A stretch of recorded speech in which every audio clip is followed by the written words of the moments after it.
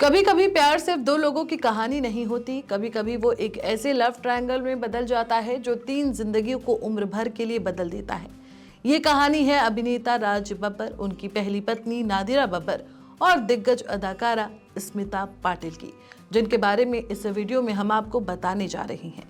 शुरुआत करते हैं जब दिल्ली के नेशनल स्कूल ऑफ ड्रामा में राज बब्बर एक संघर्षशील युवा कलाकार थे और नादिरा जहीर उनसे 4 साल सीनियर थी।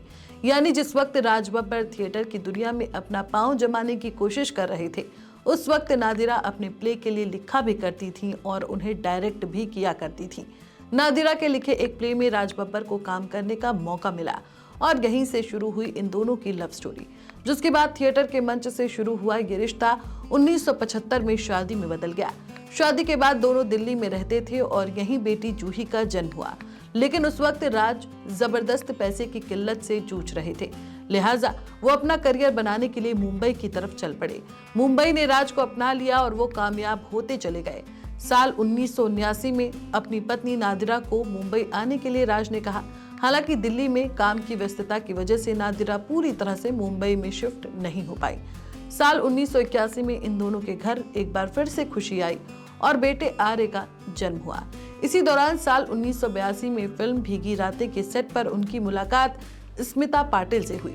शुरुआत में छोटी मोटी तकरार हुई, लेकिन जल्द ही वो तकरार मोहब्बत में बदल गई। राज इस खूबसूरत और आत्मनिर्भर अभिनेत्री के प्यार में पूरी तरह से खो चुके थे।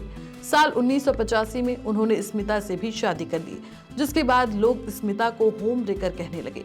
शादी के शुरुआती महीनों में इस कपल को लोगों के ताने सुनने पड़े, तो वहीं जब नादिरा को राज और स्मिता के रिश्ते की खबर मिली तो वो टूट गई। सालों की मेहनत और रिश्तों की नींव एक पल में हिल गई।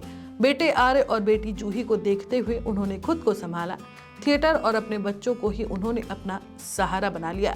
साल 1986 में स्मिता पाटिल ने बेटे प्रतीक बब्बर को जन्म दिया, लेकिन खुशियां ज्यादा दिन नहीं टिक पाई। बच्चे के जन्म के कुछ ही दिनों बाद स्मिता की तबीयत बिगड़ी और महज 31 साल की उम्र में वो इस दुनिया को अलविदा कह गईं। राज बब्बर पर दुखों का पहाड़ टूट पड़ा। उस वक्त नादिरा ने न सिर्फ राज बब्बर को संभाला, बल्कि अपनी बाहें खोलकर उन्हें अपनाया भी।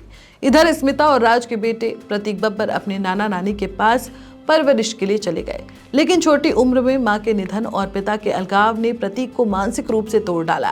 प्रतीक बब्बर ने खुद एक इंटरव्यू में इसको लेकर बात की थी और कहा था कि जब वो छोटे थे तब उनके पिता राज बब्बर उन्हें काफी कम समय देते थे।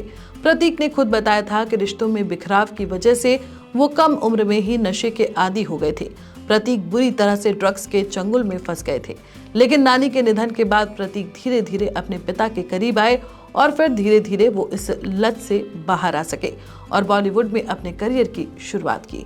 तो दोस्तों, ये थी एक सच्ची कहानी जिसमें प्यार था, टूटन थी और अंत में माफी और अपनापन भी। अगर आपको ये कहानी पसंद आई हो तो वीडियो को लाइक करें, शेयर करें और चैनल को सब्सक्राइब करना ना भूलें। For latest Bollywood news and updates, please subscribe to Bollymyth.